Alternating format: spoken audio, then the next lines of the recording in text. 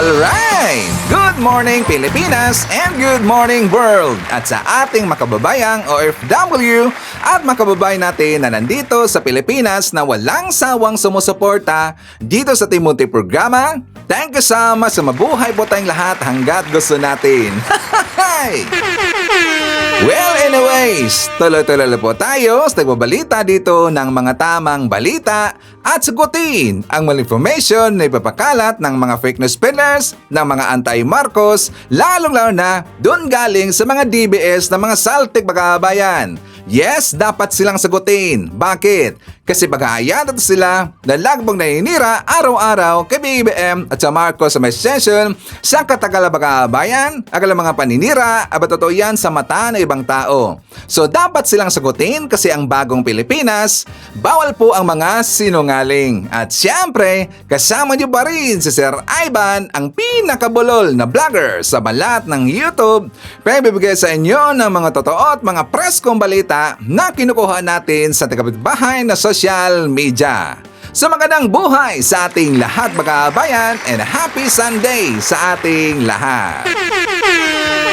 Okay, so before na mag-start mga kabayan, well syempre, as usual, i-checkmark natin ang ating mga viewers na may maraming comment dyan sa baba sa ating comment section, ang ating pong top 5 commenters. At dito sa listahan, ang nanguna po si Ma'am Shane Sibal. Meron siyang 77 na mga comments. Nandiyan rin po si Joliet Sunakawa. Meron siyang 61 na mga comments. Lerma Sondita.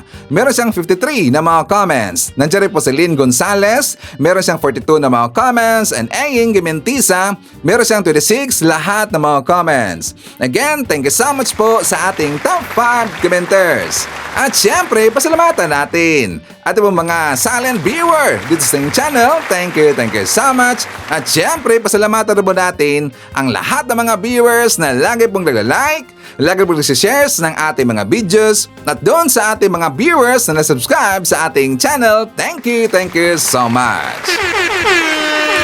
At syempre, i-acknowledge natin ating po mga channel members. Nandyan si Ferdinand Baldonado, Pusong Inami, Tess Noses, Barbara Butler, Cosmo Defender, Katita Darl, Edmond Casiliejo, Samuel Membrado, and Via Pibar. Pasalamatan na mga kabayan ang nabigay sa atin ng super thanks or pang lemon na Sir Ivan. Thank you so much kay Griselda Apare, nabigay sa atin ng 10 Hong Kong dollars. Thank you so much also kay Marie Usta, nabigay sa atin ng 2.79 Canadian dollars. And thank you so much also kay Evangeline Casiro, nabigay sa atin ng 20 US dollars. Thank you so much.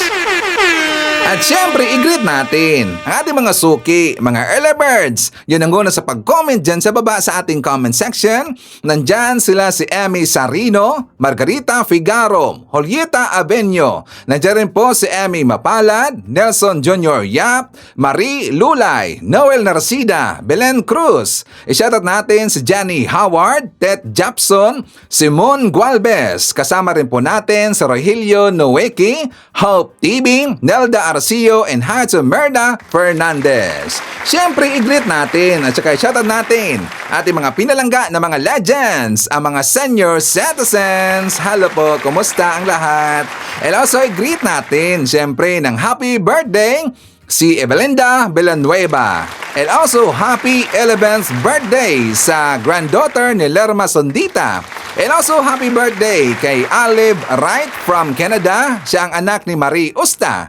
And also, greet natin siyempre ng happy birthday ang lahat ng mga viewers na nag-celebrate ng birthday ngayong araw. Happy birthday!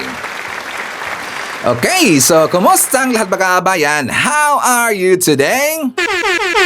Well, today mga kabayan ko, I am very sure kasi nga Sunday that most of you na-relax dyan sa inyong bahay. Well, siya nga pala. Sino dito ang nakamove on na sa Valentine's Day mga kabayan? Sino dito ang nakamove on? Isa ang kamay mga kabayan. Ang daming nangyari last Valentine's Day mga kabayan. Balitan sa Ivan, yung manig yata eh. Niyanig ng malakas na lindol mga kabayan. Sir Ivan, saan ka kahapon? Alam nyo kabayan ko, kahapon masakit yung ulo ko eh. At saka ako po natulog buong hapon makabayan. Di ba nag-post ako doon sa ating Facebook account sa Jelly TV na kinahapon ng makabayan, pumunta po si Ivan doon sa Ormoc City. At saka na-meet ko doon yung mga Makamarcos makabayan, mga PBBM supporters, Ormoc chapter. So ang na-post ko doon sa ating Facebook, actually meron pa doon hindi nasama makabayan, marami ho sila. So ang doon kasi nauna kong na-post, yun lang po sila yung una kong kasama doon sa sasakyan, patarbo doon, kumain kami doon sa SM Makabayan. Nahiya nga si Ivan eh. Bakit si Ivan? Kasi nilibre lang ako eh. Nilibre lang ako mga kabayan. Kami nga pala, kasama ng aking asawa, nilibre lang kami ng mga Marcos supporter. So thank you so much ka pala no, sa mga PBBM supporter na nandyan sa Ormoc chapter. Hindi nakapag-vlog si Ivan kahapon makabayan kasi nga umaga na kaming nakauwi doon galing po sa Ormoc. Merong concert doon makabayan. Nakita ko doon nandun si Casey Tandingan at saka yung si TJ Monteverde yata siya, yung kumanta ng Palagi makabayan. Sakto ba si Ivan? Si Casey Tandingan saka ang kanyang boyfriend ba o asawa ba yun? Si TJ Monteverde makabayan. So ngayon nga ang bibo talaga doon eh. Ang daming tao makabayan. Parang ang train to Busan nung nagsiuwian na po yung mga tao makabayan. Parang train to Busan. So yan nga, medyo naumagahan na si Ivan kasi nga nag-date kami ng aking asawa. Minsan lang naman eh. Minsan lang makabayan. So ngayon, ano ang viral last Valentine's Sir Ivan? Merong nag-viral makabayan. Valentine's na araw na yon, abay meron kagulo. Doon po sa isang videokihan makabayan, yung patay sindi na videokihan kasi merong naapasan doon. Nabutan niya ang kanyang asawa na babae nandun kasi sa videokihan. Talagang nakagulo din eh. At saka, siyempre, siguro dahil po sa init ng kanyang ulo makabayan kasi nga sino ba yung hindi magagalit doon? Nakita ang asawa mo, nag-videoke, merong kasamang mga lalaki makabayan. May kasama mga lalaki. At not just lalaki, kasi nga nakaakba rin po sa gilid yung lalaki makabayan. So galit na galit ang kanyang asawang lalaki. Yun nga makabayan, nag-viral yun kasi nga ipinahiya po ng kanyang asawang lalaki. Maraming sinabi kasi Bisaya yung makabayan. Bisaya sa Cebu City pala yun. So di ba? Tsaka doon po sa doon rin po sa BGC, meron kasi nag-viral doon kasi meron pong nagsuntukan makabayan dahil lang po sa babae. Kaya maraming nangyari sa last Valentine's Day makabayan. Kaya nga yun, memories. Hindi makakalimutan yun. So anyways, kahapon makabayan ko, di ba yung Alyansa para sa Bagong Pilipinas, ang slate ni BBM, nandun sila kahapon sa Davao del Norte, sa Carmen makabayan. At saka ang daming tao talaga eh. At saka according sa report ng kapulisan natin, according sa report ng media, umabot daw ng 70,000 na crowd makabayan. As of 2 p.m. 2 p.m. pa lang yun makabayan. Hindi pa yung count na number na yan, hindi pa yung sa gabi. Hindi pa kasama yung gabi makabayan. So most likely daw, according po sa mga BBM vlogger na nandun makabayan, umabot daw ng mga almost 90,000 katao doon. Ang dami talaga makabayan. 'Di ba sabi nila yung Davao City o yung Davao makabayan ay baluarte yan ng mga Duterte? I think not. Hindi yata makabayan. So marami rin po kasi nagalit ito kay Digong. Kaya nga kung maalala natin, 'di ba during po sa election last 2022 makabayan, na ang bilang diyan na bumoto kay BBM, marami talaga eh. Kasi 577,781 ang lahat ng mga botante doon sa Davao del Norte makabayan. Ang bumoto ni BBM is 470,000 katao doon makabayan. Isipin niyo yan, 470,000 ang bumoto kay BBM out of 577,000 na mga botante makabayan. So ibig sabihin, marami pong mga Makamarcos dyan sa Davao del Norte. O di ba? Ngayon, ang nakakatawa makabayan kasi nga sumugo doon itong mga DDS. Yes, maraming sumugo doon makabayan. At saka ito pong si Pambansang Loyal, itong si PL makabayan, abay namingwit doon. Nag-vlog siya doon makabayan. Siya ay namingwit kasi nababakasakali siya na meron siyang ma-interview na sasabihin ng kanyang in-interview na sila ay binayaran makabayan or hakot. Pero mission failed itong CPL. Ito ating ebidensya makabayan na wala talagang binayaran po ng mga nagpuntahan doon na mga botante na mga taga Davao del Norte makabayan. Si PL napahiya. Ito ang ating ebidensya. So hindi kayo nag-almusal sa bahay. So yung imbis na yung dala nyo pagkain pang tanghalian, kinain nyo na lang ng agahan. So wala na kayong tanghalian. Wala po. Naku, puta, hanggang ngayon. Gutom. Ba't Walang tayo- pera. Wala. Walang pera nga. Hindi. Oo nga. Hindi. Alam mo, may nakausap ko kanina ate. Apa. May iba binigyan 500, yung iba binigyan 400. Hindi pa rin parehas. Wala naman po. Wala. Baka mamaya pa kayo. Ewan. Pero pag binigyan ka, tanggapin mo lang. Oh, di ba? Namingwit makabayan. Napahiya si PL. Wala naman kasing binayaran doon makabayan, kundi ang mga nabutahan doon, mga organic na mga supporter ni PBM. O di ba? So talaga pong accurate yung number ng panahon po ng 2022 na election makabayan. 400,000 plus ang bumuto kay PBM. Mga organic yun, mga DDS. O di ba? Ngik-ngik sa inyo. Pahiya kayo. Si PL makabayan, walang nagawa. Patawa-tawa na lang, parang ngiting aso makabayan. Wala kasi siyang interview na merong binayaran, kundi lahat ay mga organic, walang bayaran makabayan. Okay? So pata rin po dito sa video ni Mami Ping, siya nga pala si Mami Ping, nandun sila kahapon makabayan or kagabi doon sa Davao. Merong sumugo rin po doon na DDS na vlogger makabayan. Tapos nagsisigaw siya ng Duterte. Pero hindi siya sinabayan ng kahit isa makabayan na taga Davao del Norte. Hindi siya sinabayan na pahiya ang gonggong. Ngayon, sinupalpal siya nila ni Mami Peng. At ito ang ating ebidensya. For more details, let's watch this.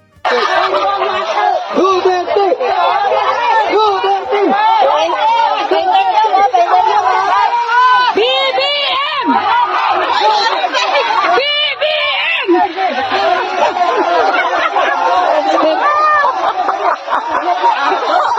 Kala nga, hindi sa papatulan ha. BBM! Diba? BBM kami eh. Mariin mo, nasa Davao ka ba? Mag-isa ka lang Duterte. Diba? Grabe, ang tapang ni Mami Peng makabayan. Nandun rin pala si Laitera. So yun nga, merong sumugo doon na isang DDS vlogger makabayan. Hindi pinansin. hindi sumabay sa kanyang isinigaw na Duterte makabayan kasi nga hindi makaduterte yung Davao del Norte sa Carmen pa. Marami kasing galit kay Digong makabayan. Lapo sampol, mga magsasaka. Galit kay Digong Sir Ivan? Yes, galit na galit po. Kasi nga, ang kanilang lupa ng makabayan, abay kinuha ni Digong. Ginawa pa naman ng basketball, parang korte makabayan ng basketballan. According dito sa post po, doon sa dito sa ating kababayan, sabi dito, mga farmers sa Davao City, masama ang loob sa mga Duterte. Sabi dito ng ating netizen, pinademolish mo nga kaming mga magsasaka dito sa Davao City kahit walang court order para tayuan ang inyong sports complex saan na pala napunta ang fully paid na bayad namin sa lupa namin. Abay, ang lupa pala ng mga magsasaka makabayan, fully paid na pala yun, tas kinuha ni Digong.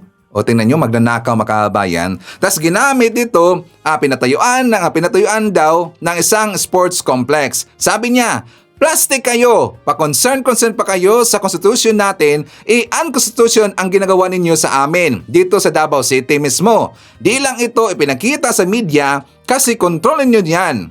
Alam ng mamamayang Pilipino, 239 families na farmers unaffected, wala pang Second World War dito na kami nakatira. Saan na ang justice sa Davao City? O tingnan nyo, maraming tinarantado itong si Digong dyan sa Davao makabayan. Ang problema kasi dyan sa Davao, marami kasi mga takot ito kay Digong makabayan. Kasi mga ganun yan eh. Mangliligpit yung makabayan. Kapag hindi ka sasang-ayon sa gusto nila, gaganon ka makabayan, ililigpit ka. Kaya nga yun po nangyari sa naalala ba natin yung merong isang reporter makabayan na kung saan nag-report siya dyan sa Davao City, meron siyang ibinulgar na baho nila ng mga Duterte, ni Digong, di ba ipiniligpit nila.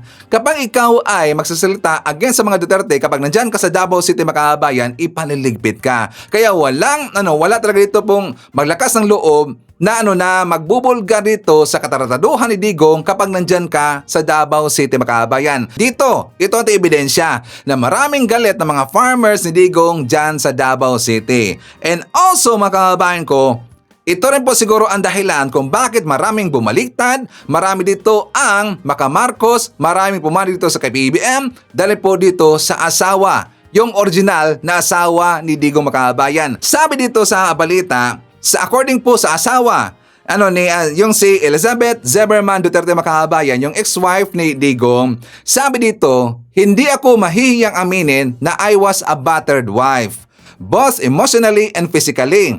Kaya nagpasya ako noon na hiwalayan na lang siya para matahimik na ang buhay ko.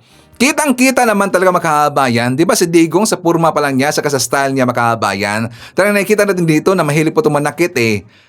Manakit nga sa ibang tao, mangliligpit nga ng ibang tao makahabayan, papatigi. Itong kanyang asawa, abay, kulatado rin po makahabayan. Binuabugbog sarado. Kaya siguro napagpasya ng kanyang asawa na umalis na lang, iniwan itong si Digong. Di ba? Mangkanor pa, nambubog pa ng asawa makahabayan. Talagang nasa lahi na yan eh. Nasa lahi po ng mga makadigong makahabayan.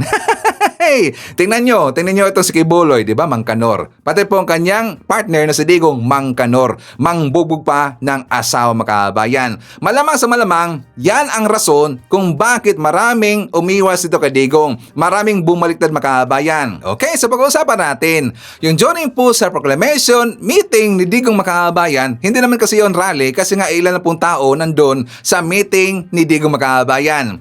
So, di ba sinabi rin po doon ni Digong, kasi nga sabi niya, dahil daw marami yung mga senador makahabayan, ipapatigil na doon niya yung 15 makahabayan. Di ba? Sabi niya, ipapapatay doon niya yung 15 senador para daw sila makakapasok. At ito ang ating ebidensya. Ngayon, marami kasi sila, ano dapat ang gawin natin? Di, patayin natin yung mga senador ngayon para mabakante.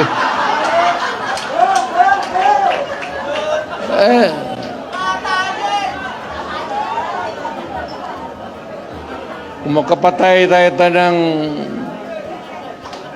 mga 15 na senador, pasok na tayo lahat.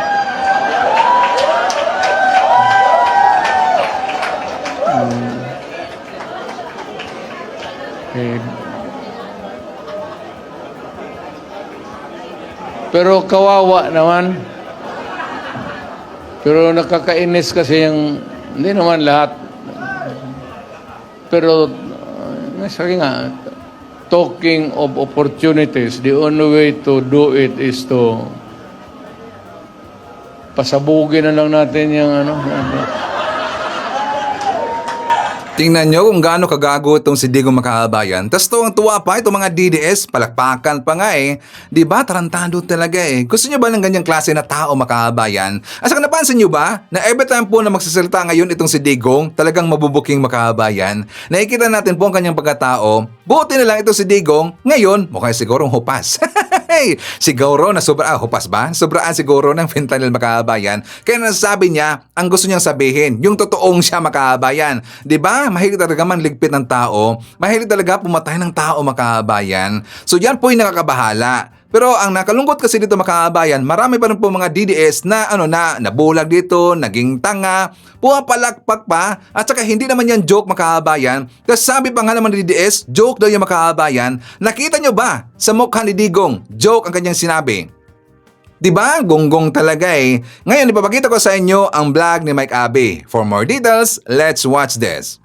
Mula mismo kay dating Pangulong Rodrigo Roa Duterte, ang father ni Baste, ni Pulong at ni Sara.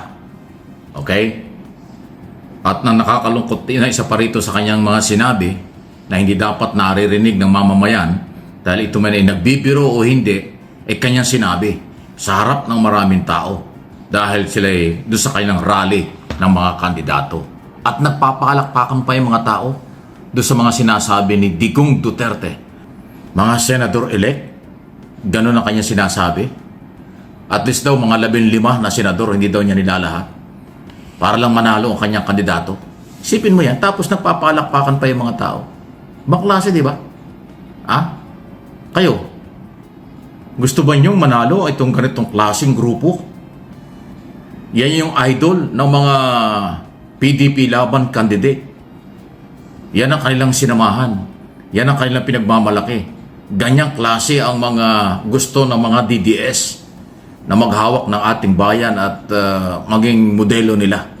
Pero ako naniniwala, majority ng mga Pilipino dito at sa abroad, ayaw nila at sawang-sawa na sila sa ganyang klaseng mga statement at pahayag na hindi magandang pakinggan, hindi magandang maging huwaran ng kabataan, hindi magandang maging modelo o hindi dapat maging modelo kailanman yung ganyang klaseng pagsasalita.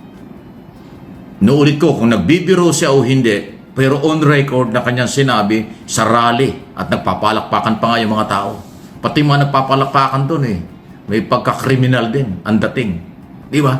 Isipin mo, ano lang mararamdaman ng mga pamilya nagmamahal at taga-suporta ng 15 senador na yan? Tapos ganyan ang sasabihin ng dating Pangulo para lang manalo ang kanyang kandidato. Dapat daw mawala yung 15 senador. Meron pang lahat ng kanyang sinabi. Ito, baka akala niyo nagbibiro. Ulitin ko. Kayo na po magpasya. Pinapaliwanag ko lang. Ulitin ko. Para akala niyo kasi para doon sa mga late nanood at nakinig. Ito, yung sinasabi po ng sandali tingnan natin, ano lang natin kung makukuha pa natin.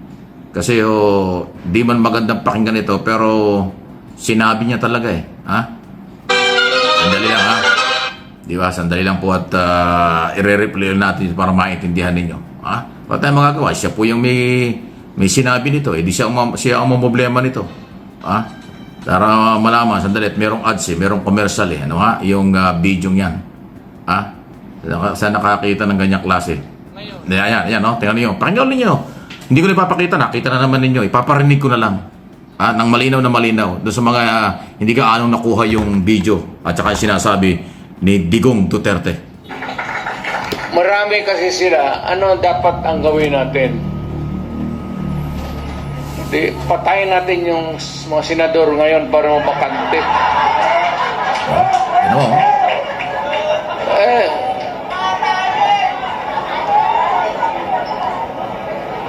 Kung makapatay tayo ng mga 15 na senador, pasok na tayo lahat. Mapapalakpakan pa yung mga tao. Samantalang ang sinasabi napakasama. Pero kawawa naman. Yan, may kambis yung ganon. Pero nakakainis kasi hindi naman lahat. Pero, sabi nga, talking of opportunities, the only way to do it is to pasabugin na lang natin yung Ayan, Tignan mo yung mga sinasabing yan, Ayan, nadinig nyo, May video, may audio, hindi pwedeng i-deny. At lumabas pa yan doon sa PDP laban social media nila. Di ba? Well, wala rin personalan, walang trabaho lang ito dahil tayo po yung mamahayag at political blogger. Dating Pangulo ng Republika ng Pilipinas na mula noong araw ganyan ang ginagawa, hanggang ngayon ginagbago. At papaano lang yung nakarinig? Yung mga nakarinig doon sa rally, napalakpakan pa. May pagkakriminal din ang dating. Lalo na po yung mga nanonood, hindi kayo matutuwa talaga Pero again, inuulit ko, yung mga kandidato nila, yan ba yung gusto nyo mangyari? Yan ba yung idol nyo? Yan ba yung magandang halimbawa? Yan ba yung magiging modelo para sa ating bansa at kinabukasan? Huwag naman magagalit at huwag matatakot yung mga senador, lalo na kailang pamilya, pero hindi natin maiwasan magpanik yung pamilya ng incumbent senador. Kasi mo, 15 senador. Nuulit ko, kung nagbibiro man siya o hindi, pero yan po ay krimen.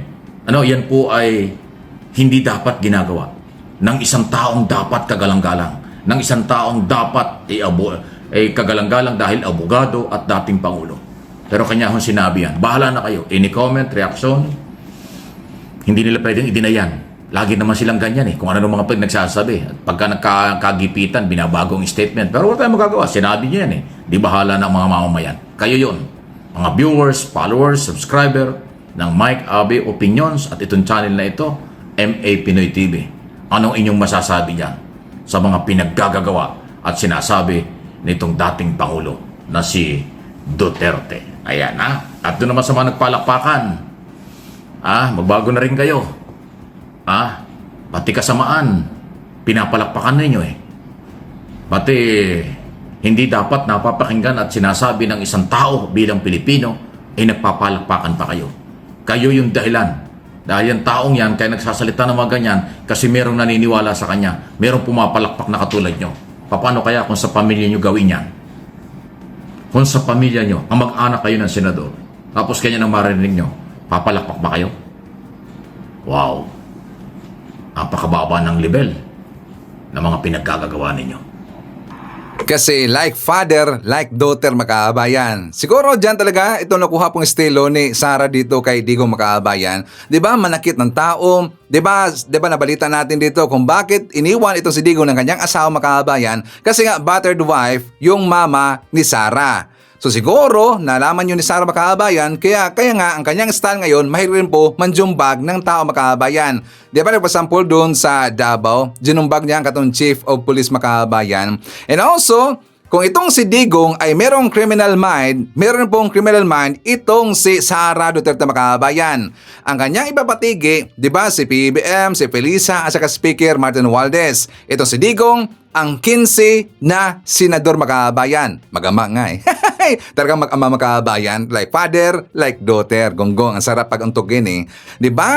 Pangit yung mga taong ganito makaabayan, tas hawak ng posisyon dyan sa, dito sa bansa natin, dito sa gobyerno natin, which is hindi talaga bagay makaabayan.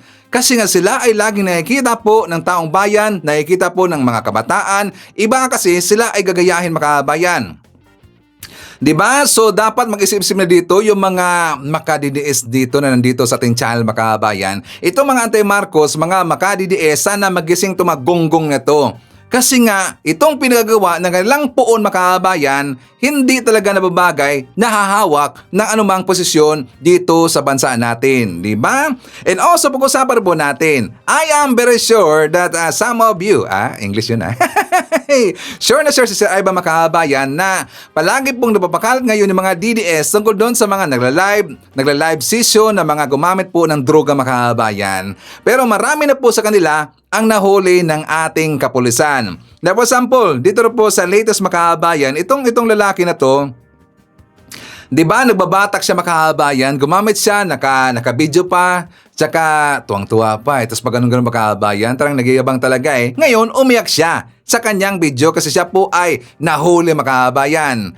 Di ba? For example, dito po sa post ngayon ng mga maka-DDS, Itong pinakalat ngayon ng Pambansang Dalaga ng Pilipinas makaabayan. Alam niyo ba kung sino may-ari ng page na to? Pambansang Dalaga ng Pilipinas. Take note, ang may-ari ng page na niya makaabayan si Pam. Yung vlogger doon sa third floor studio makaabayan, yung kasama po ng isang lalaki, 'di ba naalala ba natin si Pam? Yung si Pam, siya yung admin ng Pambansang Dalaga ng Pilipinas makaabayan. Kasi naalala ko to, nung wala pa po yung page ito makaabayan, palagi yang binabanggit ni Pam sa live nila doon sa third floor studio. So ngayon, lagi silang napapost ngayon yung mga nagsisisyon makaabayan, gumamit po ng droga, pero itong nilagyan ko ng X makaabayan, yan ay noted na nahuli na. So meron pang dalawa dyan makaabayan at I'm not sure kung sila ba ay nahuli na ba or hindi. Pero sila po, we are very sure na sila po ay pinaghahanap ngayon ng kapulisan natin. Kasi nga ang kanilang ginagawa, nag-viral yan sa Facebook makaabayan. So ito kasing sa number 2, bago yan. Ang yan number 6, bago rin po yan makaabayan. So we are very sure, yan po ngayon ay tinatrack na ngayon ng Cybercrime Unit. Kasi matatrack po ang kanilang mga IP addresses makaabayan. Okay? So beware tayo. Doon po sa mga napadpad doon sa Facebook account ng mga DDS, at least kilala niyo kung sino ang may-ari ng mga page na yan. Okay? Mga kababayan ko, ito rin pong si Mr. Real Talker, sabi niya, hala, dumadami ang gumagamit ng shabs na nakabidyo pa. Ang confident naman, sino kaya ang role model nila? So nung binasa ko yung mga comment makaabayan, ay syempre yung mga na-comment dyan, as expected, si PBM daw makaabayan. Diba yung presidente, tas gusto nilang pababayan si PBM kasi daw bangag makaabayan. Ibubuking natin itong si Mr. Real Talker kung siya ba ay bayad or hindi makaabayan. So ipapakita ko sa inyo ang vlog ni Romeo. For more details, let's watch this. Mga ka-BBM, kilala nyo ba to? Itong si Mr. Real Talker? Itong si Chinito Tan? Yung palaging naninira kay President Bongbong Marcos at yung palaging sinisiraan ang administrasyon ni President Bongbong Marcos. Mga ka-BBM, etong tao na to ay sobrang daming sinisiraan na politiko. Dahil nga, siya nga ay bayad. 'Di ba? Dating Bongbong Marcos supporters to. Kaso, ang ating presidente, hindi po nagbabayad ng mga tao para lang pabanguhin. Kaya siya lumipat sa mga Duterte dahil bayad na bayad po siya. Eto, panoorin nyo yung dati niyang video na solid Bongbong Marcos siya. Eto, panoorin natin. Panoorin nyo! Hello sa grupo ng Marcos Youth. No, so tuloy-tuloy lang po ang pagbabago and maraming salamat sa suporta nyo sa ating presidente. Wow! Okay, mag-ingat tayo lahat mga lords. God bless. Wow naman, Mr. Real Talker. Dati ka palang Bongbong Marcos. Bakit ka lumipat sa mga Duterte? Kasi nga, bayad ka or paid ka. Eto, tandaan mo to ha. Hindi nyo mapapabaksak si President Bongbong Marcos. Kahit anong paninira nyo, hindi nyo siya mapapabaksak. Ang tagal nyo nang naninira, pero hindi nyo masira-sira si President Bongbong Marcos. Ano? Sabik na naman ba ang amo mo na maupo sa pwesto bilang presidente? Sinasabi ko sa inyo na wala ng Duterteng uupo dito sa ating bansa. Buti nakakakain pa kayo. Sa paninira nyo kay President Bongbong Marcos tapos binabayaran kayo, buti tinatanggap ng tiyan nyo yan. Basta kami mga solid BBM supporters, umaraw man, umulan, bumagyo, bumaha, solid PBBM kami. Hindi katulad yung mga didili supporters, sinisisi ang baha, bagyo at pag-ulan sa ating presidente. Ang tanong, si presidente ba ang may kagagawan ng pag-ulan, pagbagyo, pagbaha? Mag-isip kayo, dapat maging matalino kayo. Hindi yung puro kapalpakan ang mga ginagawa nyo. Papagalitan kayo ng amo nyo. Katulad rin po kay pambansang loyalista makabayan yung si PL. Di ba siya ay bumaliktad bigla? Kasi nga wala siya nakukuhang bayad dito sa hanay ni PBBM. Wala kasing bayad, wala kasing binayaran na BBM vlogger makabayan. Kaya siya ay biglang bumaliktad kasi nandun, malaki kasi ang kontrata doon makabayan. Malaki kasi ang bayaran doon. O di ba? Sino dito yung mga bayaran? Comment nyo sa baba, babasahin mamaya ni Sir Ivan. Okay? So ipakita ko na po sa inyo ang vlog ni Secretary Larry Gadon. For more details, let's watch this. Nakakatawa at parang nakakaawa itong proclamation of senatorial candidates ng PDP laban na pinungunahan ni former President Duterte. Isipin nyo, napakakunti ng tao at considering that this is proclamation of senatorial candidates. Dapat yan mga tipong nasa Luneta Grandstand or Araneta Coliseum or Philippine Arena or yung malalaking venue, no? Hindi kagaya noong sa alyansa na pinangunahan ni President Bongbong Marcos na talagang libo ang umattend doon sa Ilocos Norte at ganun din doon sa Iloilo. Libo. Itong kila Duterte, 100 lang. Wala pa nga 300, baka 100 plus lang. At karamihan dyan ay mga paid vloggers at mga supporters na sila-sila lang rin. This will reflect also why maisog rallies in all the parts of the country, yung lahat ng mga maisog rallies nila ay konting-konti lang umaattend. Kasi nga, wala naman talagang suporta, walang tao ang mga Duterte. Kaya lang nanalo yan noong 2016 dahil sinuportahan ng mga Marcos loyalists. Kasi no choice. Walang ibang pwedeng iboto. Alam nga naman, iboto namin si Marojas o kaya si Binay o kaya si Grace po. No choice. Talagang no choice. Kaya napilitan lang kami iboto si Duterte. Pero hindi nangangahulugan na kanya talaga yung boto. Okay? Ngayon, ganito.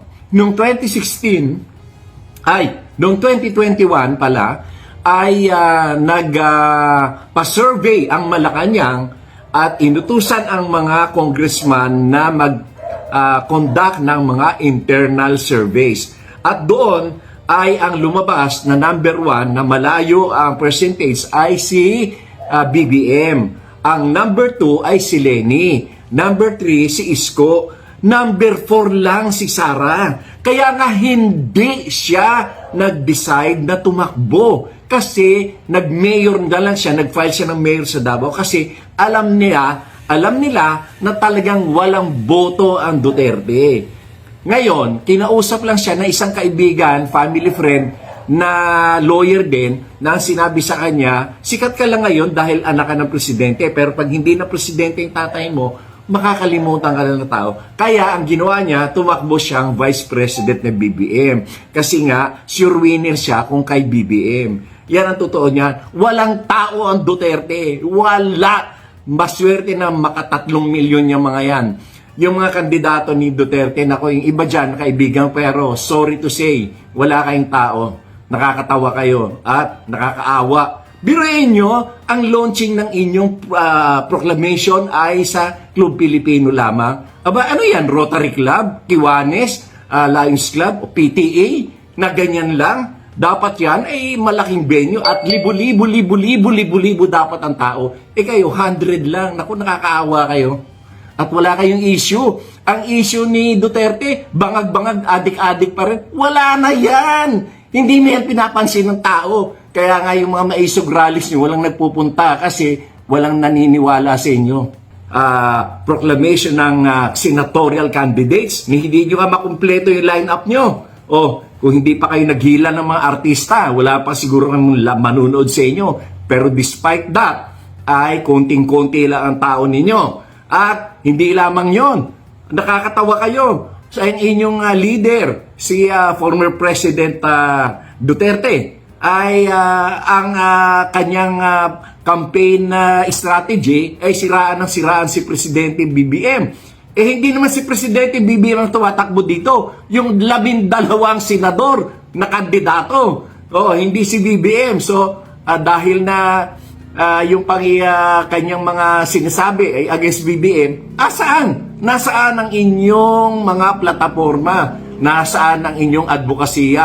Wala! Kasi wala naman kayong sinabi dahil hindi kayo mananalo. Iniinsulto ko kayo, nakakatawa kayo, pinagtatawanan ko kayo.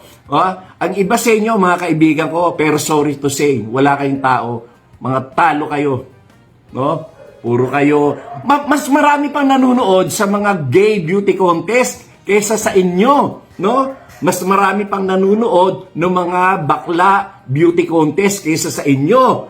Yung mga maisog rally nyo, mas marami pang nanonood na mga gay beauty contest kaysa sa inyo. Kasi mas nakakatuwa sila, mas nakakaaliw, mas may mapupulot kang kasiyahan. Sa inyo, wala! Okay, so dahil na-open ni Secretary Larry Gadon yung tungkol po dito sa bagong banat na naman po. Bagong banat ni Digong Makabayan, yung tungkol doon sa bangag-bangag, adik, gumagamit daw si PBM. Diba ang latest yung sinabi doon sa kanyang proclamation, meeting Makabayan, diba gumamit daw si PBM ng heroin. Diba heroin naman po ngayon ang kanyang bagong ginamit Makabayan. Hindi na naman po droga, kundi heroin Makabayan. Bakit sila bumalik doon sa droga-droga or bangag-bangag na isang Makabayan?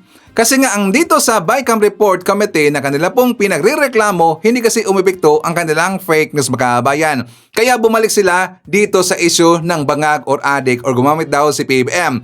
Ngayon, heroin naman po Makabayan. Babalikan natin po yung mga sinasabi ni Digong tungkol doon sa kanyang pagkahay sa fentanyl Makabayan. For more details, let's watch this.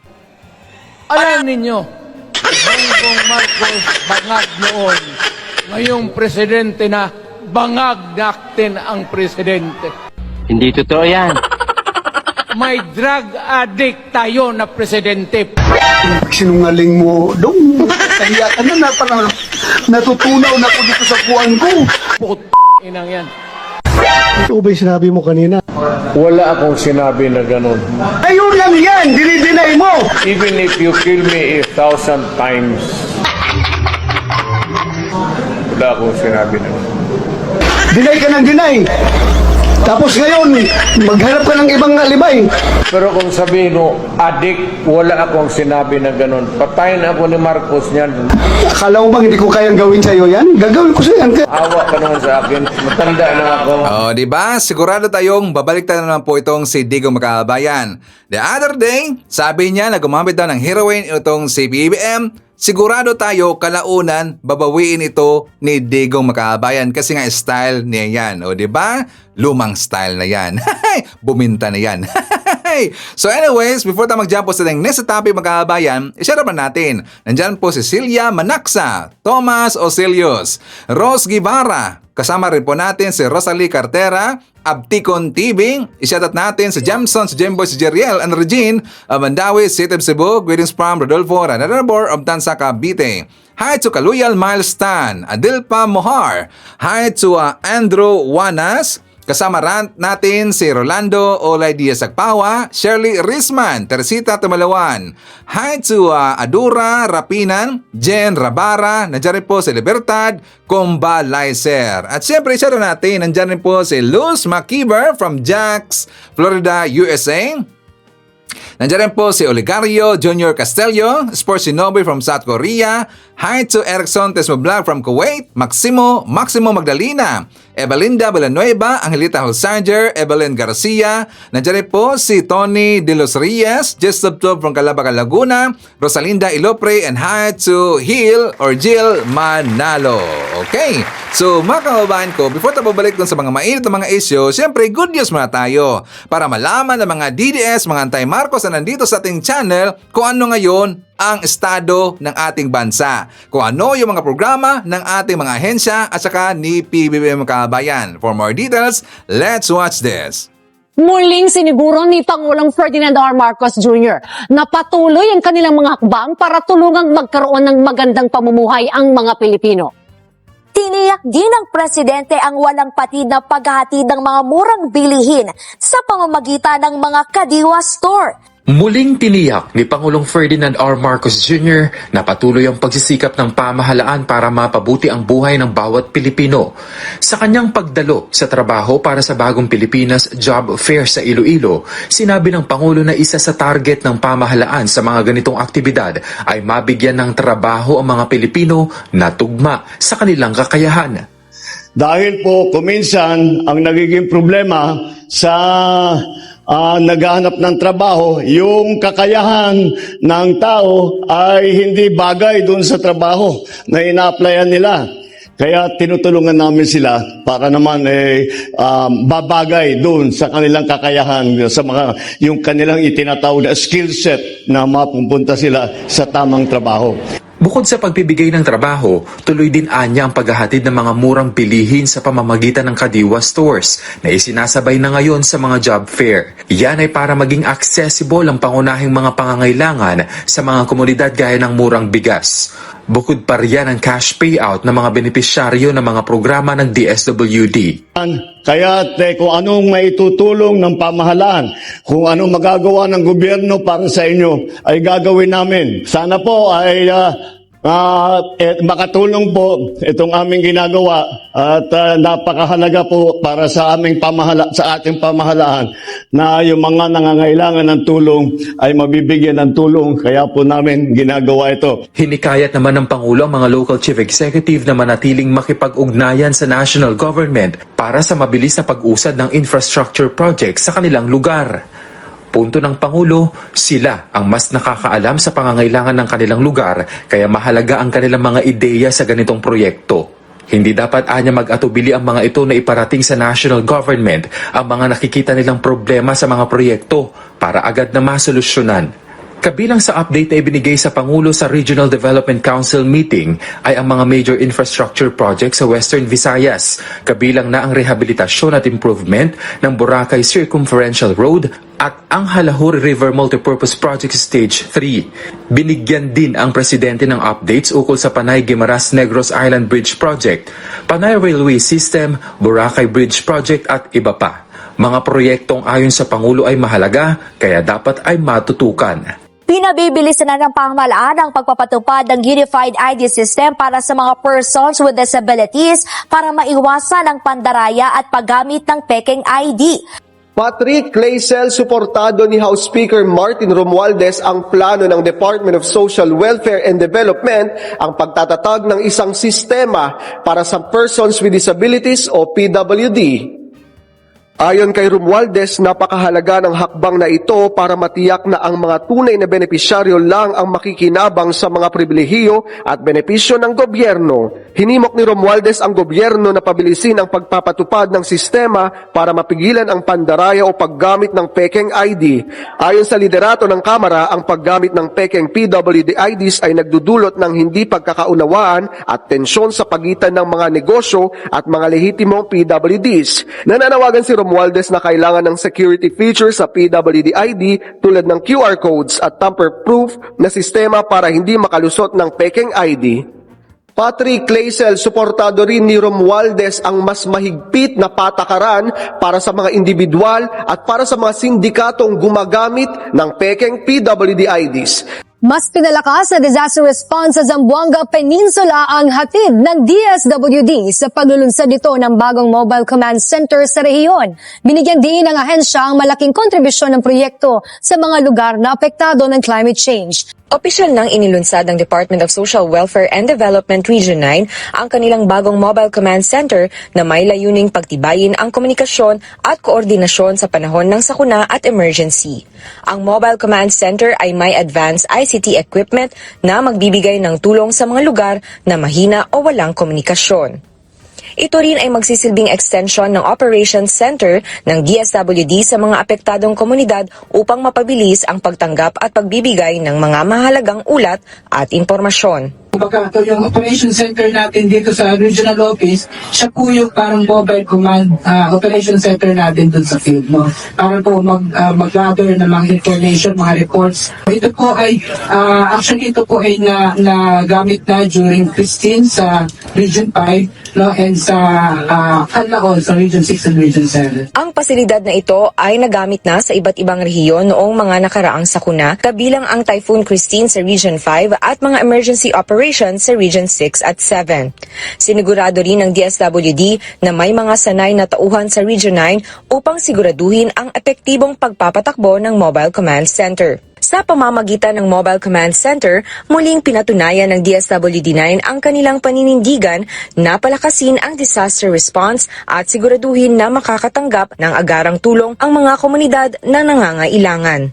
Binuksan na sa Ifugao ang ikatlong oxygen general plant sa Cordillera Administrative Region o CAR. Hindi na magiging problema ang supply ng oxygen sa Ifugao matapos itatag sa probinsya ang Oxygen Generator Plant or OGP, particular sa Ifugao General Hospital sa Lagawe. Ang Ifugao ang unang pamalaang lokal sa Cordillera na nang-komisyon ng OGP at ikatlong paggamutan sa rehiyon na mayroong nasabing pasilidad. With the inauguration and establishment of this oxygen generator, gone are the days that we need to make a queue. Pila, yung iba natutulog pa sa Solano just to get a share of oxygen. Sa pamamagitan ng OGP ay mareresolve ang issue ng kakulangan sa supply ng oxygen at hindi na mahihirapan ang mga district hospitals na bumili ng medical oxygen. The oxygen generator system will provide a reliable, continuous source of oxygen supporting the needs of the patients and the dedicated healthcare professionals at this hospital. Sa pamamagitan ng pasilidad ay inaasahang mapapalakas at masisiguro na self-sufficient ang healthcare system ng lalawigan. Ang OGP ay alinsunod din sa requirements na itinakda ng Department of Health para maging level 2 hospital ang Ifugao General Hospital. Umabot na sa 194,111 ang bilang ng titulo na naipamahagi sa mahigit 186,000 na benepisyaryo sa ilalim ng Marcos administration. Ito ang ipinagmalaki ng Department of Agrarian Reform sa kanilang panayam sa programang Bagong Pilipinas Ngayon. Ayon kay DAR Secretary Conrado Estrella III, kinabibilangan ito ng 132,393 e-titles o parcelized titles at 61,718 regular titles. Nakatumbas ng mahigit 200,000 ektarya ng lupain sa kabuuan.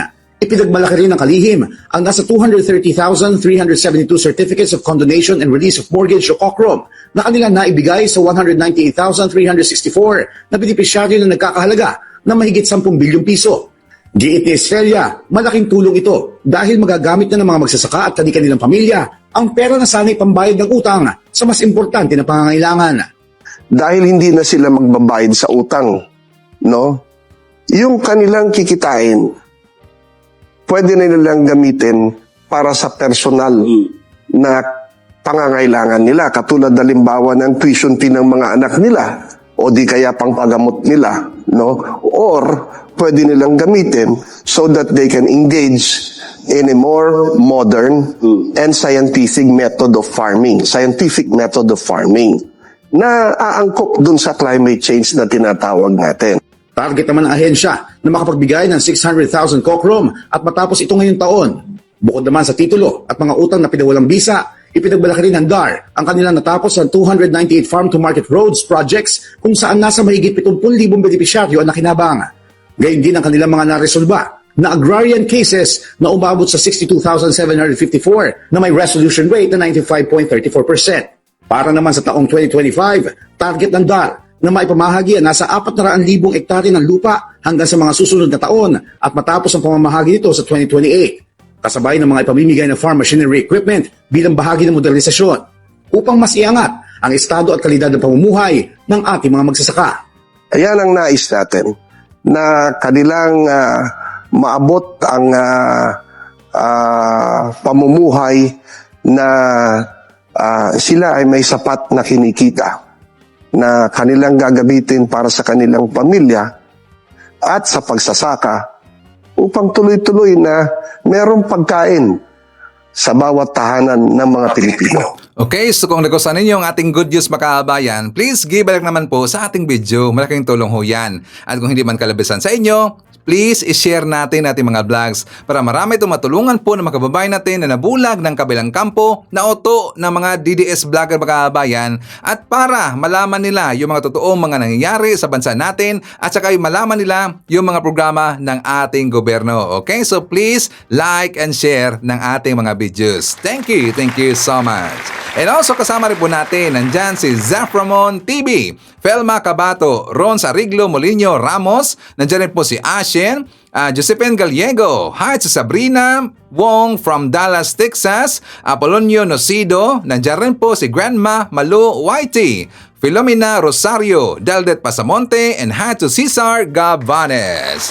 Also, idagdag kong makahabayan yung full speech ni FL Lisa doon sa Dubai kasi maganda yung makahabayan. For more details, let's watch this. Excellencies, ladies and gentlemen, good morning. I'm truly honored to be part of this year's World Government Summit. Thank you for giving me a chance to lend my voice to this crucial discussion on climate change. You know, whenever I hear the term climate change, I find myself smirking. Not because I take the issue lightly, but because my husband, President Marcos, takes it very seriously. He never misses a chance to lecture on the subject. So one day, over lunch, with my sons, my husband asked them, "Do you know just how serious climate change is?" And my eldest son immediately got his phone, consulted ChatGPT, and replied, "Dad, according to my friend Chat, it's unfair to lecture us about climate change. After all, this is a problem caused by your generation, and now our generation has to deal with the consequences." My husband was momentarily speechless. Then my other son chimed in and said, "And by the way, Dad, we shouldn't call it climate change. We should call it climate crisis." And they were right. We're indeed facing a crisis. And I'd like to share with you today some insights from our country, from where we sit. Our country is among the most vulnerable nations to climate change. For 3 consecutive years, we have been ranked the most at-risk country in the world by the World Risk Index. The most at-risk country.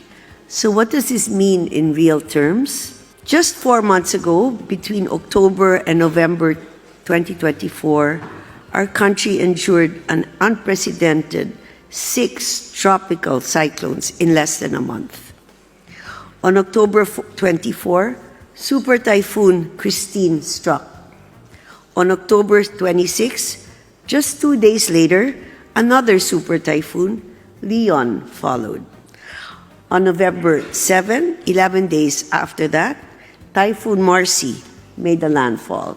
On November 11, 4 days after Typhoon Marcy, Typhoon Nika arrived. By the way, for those of you who do not know why typhoons are named after women, it's because women are unpredictable and on a rampage. So,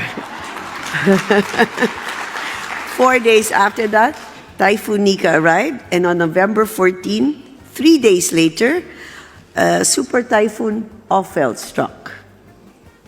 Wow, talk about rampage. Then on November 16, if this weren't enough, just 2 days later, Super Typhoon Pepita hit us, and it hit us hard. The devastation was staggering. 13 million lives were affected. And to this day, many of our countrymen are still struggling to rebuild and to recover. In some areas, relief operations were hindered because the storms wiped out the power and communication grids. I personally visited the families who lost their loved ones. And there's one story I'll never forget. I'm going to cry. I met a fisherman from Batangas. Batangas is a province that's known for its beautiful beaches and mild weather. Historically, typhoons rarely hit this province. But last year, for the first time ever, a powerful typhoon caused relentless rainfall, triggering massive flooding and landslides. This fisherman, his name was Edwin Mendoza, saw a nearby house collapsing because of the raging river. And so he rushed over to save the people inside. They were submerged in water, they couldn't swim, so he rushed there to save them. He managed to rescue them, but when he returned home, he found his whole house buried in mud. His entire family was lost in the landslide. That's him over there. I met him a week after this incident, and he was still in shock. I'll never forget the look in his eyes. It was really, wow. I guess what I'm trying to say, apart from all the drama, is that climate change is not just about statistics. It has a human face, a face that belongs to millions of families suffering the consequences of a crisis that they did not create. So what is our commitment? Despite being a developing nation, our country is deeply committed to climate change. As part of our broader socio-economic transformation, we are working towards a 75% reduction in greenhouse gas emissions by 2030. We have also launched, or my husband has also launched, a national adaptation plan to strengthen the resilience of our communities, particularly in infrastructure and energy. The unfortunate truth, however, is that no country can solve this crisis alone. We need global solidarity. The time to act is now. Let's please harness innovation and collaborate across borders to develop real, lasting solutions. There's 3 things. The second, let us share our best practices and technologies to ensure a just energy transition. And lastly, let us please empower future generations with the knowledge and tools to tackle climate challenges head on. I think we must all do our part, and we must do it together. Let's not wait for another crisis to force us into action. The time to act is now. Shukran. Okay, so ito yung event na doon sa Dubai, Makabayan, na kung saan ipanadala itong si Efelisa. At nakakuha po ng donation from Dubai ang Pilipinas, Makabayan ng worth 20 million US dollar donation mga kabayan. Para yon idagdag doon sa proyekto doon sa Pasig River mga kabayan, if I'm not mistaken. So talagang very productive po yung lakad ni Efalisa na kung saan siya ay kinukutya, siya ay pinagdududahan ng mga DDS vlogger mga kabayan, at saka sabi pa nga ng vlogger po na si Badong, bakit daw si Efalisa yung ipinadala na hindi daw siya kabilang sa kabinete ni PBM. Pero maganda ang ginawa ni Efalisa Makabayan. Maganda ang kanyang presentation at saka very productive ang kanyang mga meetings doon sa Dubai. Okay? So, talagang good job no kay Efalisa and also kay PBM Makabayan. Good job po kay PBBM. Okay? So, anyways, kasama rin po natin si Wayne Salvatierra, Tess Tamaliwan, Lorna O. Villanueva, Nonsky Pasamonte, Jeremiah C. Guerrero.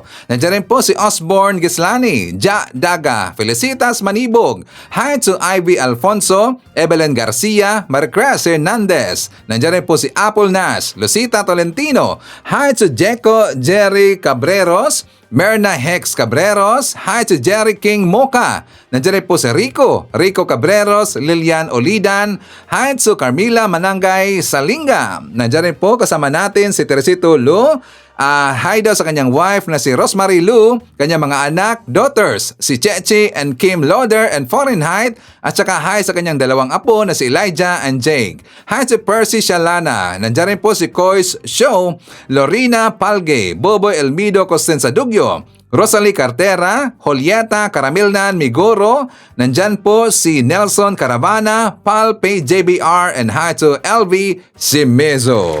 Okay, so mga kababayan ko, yan natin manakalap na mga balita ngayong araw. Kung nakaabot ka po sa portion na to, sana nakapag-like na ho tayo. Libre po ang mag-share, libre din ang mag-subscribe. Again, maraming salamat sa mga viewers na hindi nag-skip ng ating mga commercials.